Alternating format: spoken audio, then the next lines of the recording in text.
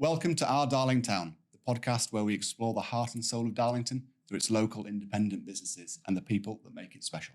I'm James Carver. I'm Henry Carver, and we're here to shine a spotlight on our beloved town. Join us as we sit down with the passionate local people to delve into their stories and uncover the unique contributions they make to our community and to find out about the town where we live. Get ready to be inspired by the people and stories that make Darlington truly special. They come from these massive towns to lovely little Darlington. They're like, I love it here. It's like a village. And we're like, wow.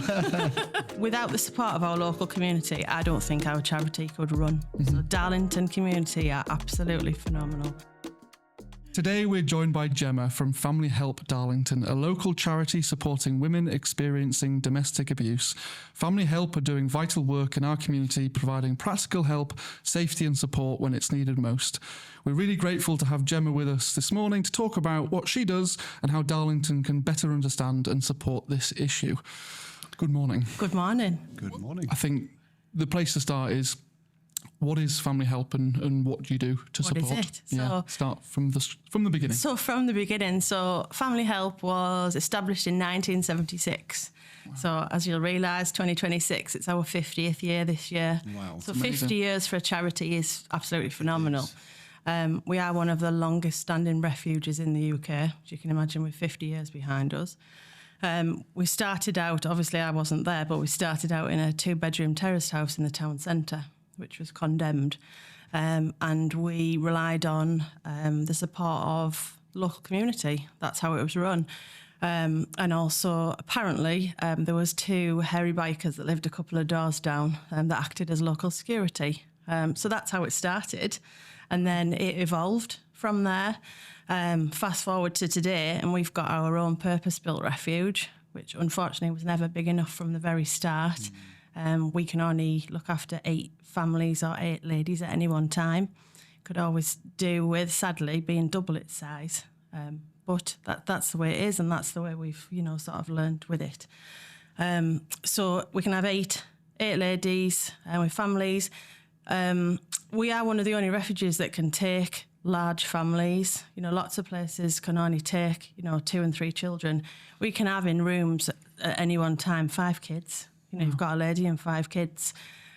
So you can imagine when we're full, there's a huge amount of children in there. I think one summer we had about 30 odd children at one time, which was absolutely wild in the summer. So everybody, I think, misconception is that refuges are horrible places. They're awful, you have to share toilets, all that, but it couldn't be further from the truth. Our refuge is so homely. I had a lady just very, very recently say it's like home here. I know all the staff, you feel like my family. I love the support that I get, and that's, heartwarming. We only have a really, really small staff team. We're all the same staff all the time, so there's no change of faces for people. So I can understand where that sort of family element comes in. They have their own bathroom, so they don't share toilets or washing facilities or anything. They do share laundry, and they share a lounge, and they share an outside area and smoking area and stuff like that. But everything else they have sort of to themselves, other than a big kitchen to sort of cook and eat in. They have their own little kitchenettes in their room. So they've got a fridge and a freezer, microwave, toaster, kettle. And then if they want to make a big meal, then they'd go out into the kitchen and they can use the seating area and, whatever they want to do.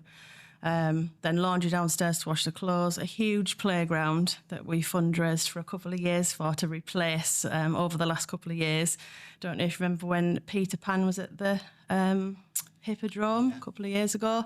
Tied in, finishing very nicely with them being here, and they opened it for us on top of a big pirate ship. So we raised about £60,000 to replace that. Wow. So it's phenomenal. So the kids, when they first come, you imagine a kid that's come from the middle of London, has never seen a playground like that. They'll come in and they'll go outside and they'll just be in awe, of this amazing place. And it gives mum that little bit of peace of mind that the kids aren't somewhere that's horrible. Yeah. So it is lovely for them. We do try to make it as home from home as we can. When we've got somebody coming, we'll make sure that we know how old they are, and if they're a boy, a girl, what their names are. We'll try and put age-appropriate bedding on the beds for them, whether it's fairies or Spider-Man or whatever it may be. And then toys, age appropriate, food, sweets, whatever we've got that we're able to give them, so that when they come, it's all provided for, including toiletries and things. Because you often find that these people are coming, they've come very quickly. They've literally just had to take whatever they can grab. So toiletries and toys are bottom of the list, unfortunately. Yeah. And just taking it back a step, it's sort of families or women that are in a situation. Yeah, so they're fleeing domestic abuse. Domestic abuse. Yeah. And that sort of violence a lot of the time. It can, violence. I mean, obviously domestic abuse covers a whole range of different things, but you've got physical abuse, you've got emotional abuse, financial abuse, sexual abuse, coercive control. There's so many different elements to it. People always just think, well, I haven't got a black eye. I'm not going to be believed. I'm not going to be able to go to a refuge. I'm not going to be able to report that to the police. But that's so not true. And are they coming sort of referred from the police? Can they come Can be. directly? Or They can come to us directly. We do get a lot of self-referrals.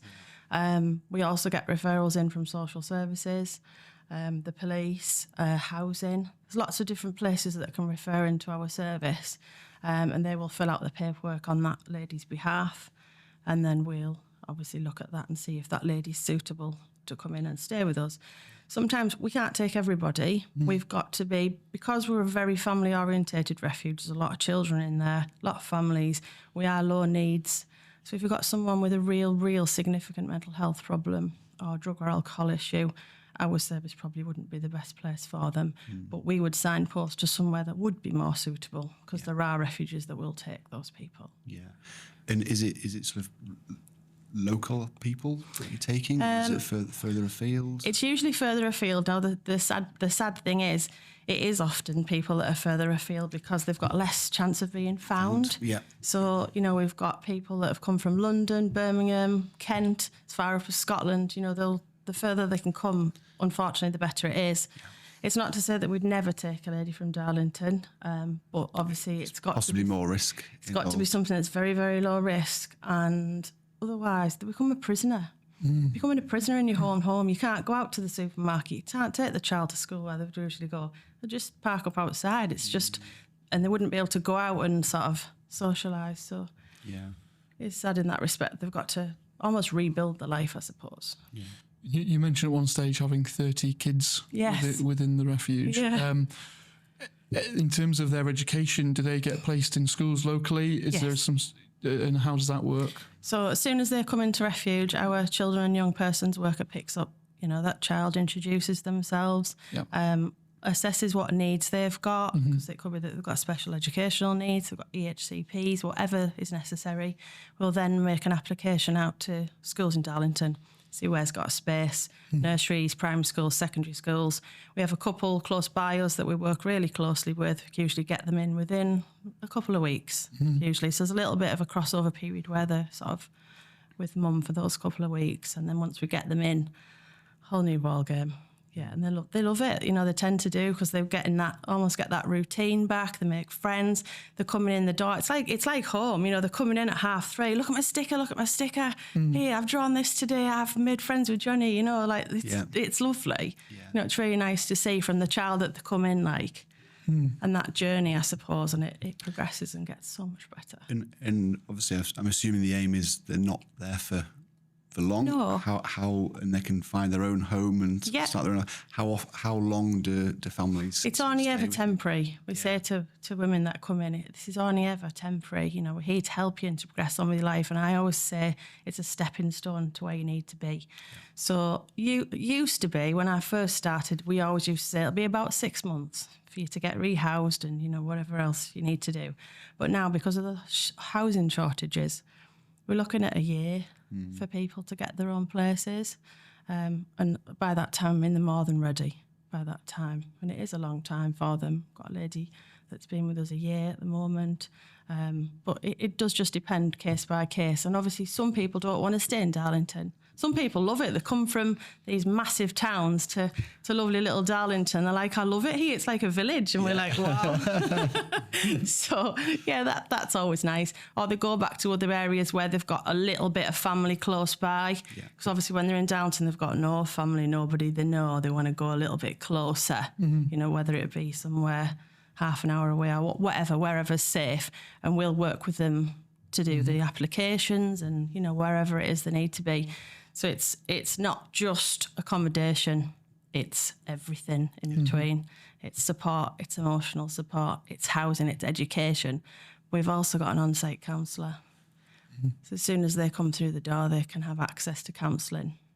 You know, externally, if you wanted counselling, you'd be looking at least 6 months waiting list for anywhere. They've got that instantly, and that's invaluable. No doubt. Yeah, it's absolutely phenomenal. So tell us how you got involved with it and how long have you been there? I've been there 7 years this year. This wasn't my background originally. Started off in a state agency. Very good. And decided that after a long time that wasn't for me anymore. It wasn't, unfortunately, doing what I wanted to do. I wanted to be somewhere that I could help people and make a difference. And I applied for this job, not in hope in hell's chance of thinking that I was going to get it. And I did. And it's just evolved from there. I've done sort of training on the job. My job it's evolved to liaison, so it's a service liaison. So I can do a little bit of everything if I need to, step in where's necessary, whether that's assisting our CEO or that's doing some support work or working with the children or going out in the community. It's a large umbrella. Yeah. And you mentioned there about a job that makes a difference. I imagine it can be a fantastic feeling. It is. Seeing a family come in a not a great place. Yeah. And the charity supporting them and seeing them grow. And it's a wonderful feeling. And between us, I said we're only a really small staff team. There's only eight or nine of us in total. So that all of us individually have made a difference to that lady's life. She's come in, with absolutely nothing, didn't know where she wanted to be, was completely broken almost. And then we've rebuilt that up. And to get those properties in Darlington and get them settled into a property is, it's very, very special. No doubt. And there's obviously you've got the physical premises that you offer support within there. There's also a helpline, I understand, as well. Yeah, we do have helpline. So any of you could ring that helpline. You know, if you were concerned about your friend or your family member, just something didn't seem right and you didn't know what to do, you could ring our helpline and ask some advice. We'd have a chat through what the situation is. We could signpost the relevant agencies, give you some support over the phone. Yeah. That's there for anybody. It's a very popular helpline. It runs 9 to 5, Monday to Friday, and anybody can ring it, male, female. If you're suffering, if you're not suffering, or you've suffered, it's there for anyone. In terms of supporting the charity, what can people do? You know, small acts of generosity. I mean, you mentioned sort of toiletries before. Yeah. Is that something that you would benefit from having donated? I mean, without the support of our local community, I don't think our charity could run. So Darlington community are absolutely phenomenal. So from supporting us with second-hand clothing, because, you know, that's always things that we need. If they're coming in with next to nothing, we're able to give them some clothes, whether it be children's, ladies, you know, teenage boys, you know, whatever that may be. Single bedding, as you can imagine, we've got lots of beds in there. So second-hand single bedding is always of use. Toiletries, cleaning products, as you can imagine. It's like a house, but it's like 8 houses in one. So you can imagine how messy it gets. So cleaning products are always necessary. Monetary donations, people want to do coffee mornings, raise money for us, that's always great. Anything like that. Or if people want to maybe help out on a stall, we often have a stall at Darlington Carnival, it's in Stanhope Park usually every year. If people wanted to come along and help on that. There's lots of things people can do, but I would urge people just to get in touch. We've got obviously our website, we've got social media, lots of ways they can get in touch. So is there anything that you do to sort of raise awareness of the charity? Yeah, I mean, at the moment we started a healthy relationships programme. So we go out into primary schools and secondary schools and teach children about healthy relationships. So teaching children about what's healthy and unhealthy from a very early age is hopefully going to, you know, stand them good ground for going forward into adulthood. So explaining to them about body parts, diversity, red flags, teaching them about domestic abuse, and hopefully, you know, it works its way in. So we've got a programme for the younger children in primary, and then we do a little bit of a a more in-depth one in secondary schools. But we've rolled that out at a couple of schools already, and that seemed to have gone down really, really well. Great. Really good. And do you work in partnership with other sort of similar charities in other areas of the country? Not as such, because we're just an independent. We are literally a Darlington born and bred charity. You know, we're not attached to anyone else. We are, we're bread and butter, as it were. There's only one refuge in Darlington. You know, people think there's more than one, but there is only one, and that's us. So we're not attached to anyone else. Obviously, we're part of a big database of other refuges, so that when, say, a police officer's looking for a refuge space, they will search to see where's got a space, and obviously we'll pop up. We'll have a phone call with other refuges if they need to speak to us about anything. But no, not sort of attached at all, no. And there's capacity for 8. Well, there's 8 rooms at the moment. Yeah, 8 rooms. I know it's not a nice thing to think about, but I'm just assuming that you could probably double that and still have them occupied. Yeah, we probably could. So ultimately, there's probably a need to. There's always a need for it. Unfortunately, the sad statistic is that there will always probably be a need for it. Yeah. Yeah. It's obviously a well. Yeah. I mean, you obviously see it on a daily basis. It's something that, thankfully we don't necessarily have any connections with. But it's great to hear the support you're doing. And in terms of your sort of daily routine, is it the same every day? Is it constantly varied? It's never the same, which I love. It's great. It's never the same. I don't know on a morning what I'm going to be walking into, which I like that element of it.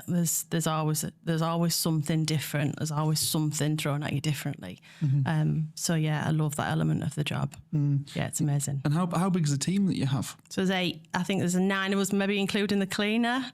Yeah. We've got a couple of support workers. We've got service manager. We've got one counsellor, therapist. We've got our CEO. Somebody does the accounts. So it's literally all done under one roof, I suppose. It's all.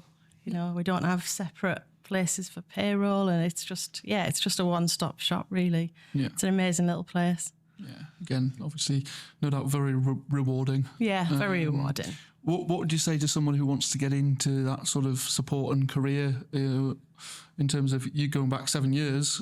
Are you happy you made that change? Yeah. I wouldn't take it back, and I would encourage anybody that wants to go out and do that sort of role to absolutely go and do it. It's so rewarding, it's so worth it, and they won't look back. Yeah, fabulous. And you can find, do you want to just mention your website again? Yeah, so I've got a website, so it's got lots of information on there about us as a charity, ways you can support us, all our social media handles, telephone numbers, everything, and that's just familyhelp.org.uk. We've also got Facebook and Instagram. We do try and put our upcoming events on those pages. Obviously, as we're 50 this year, as I was saying earlier, it's our 50th anniversary, so we are having a cracking ball this year. So that will be going out on social media, fabulous. Hopefully soon. So yes, that will be amazing. Great 50 stuff. years of Family Help. Amazing. Fantastic. Thank you very much indeed for sharing your role and obviously sharing more information about the charity. Thank you very much indeed. Thank you for having me. Thanks, Thank you.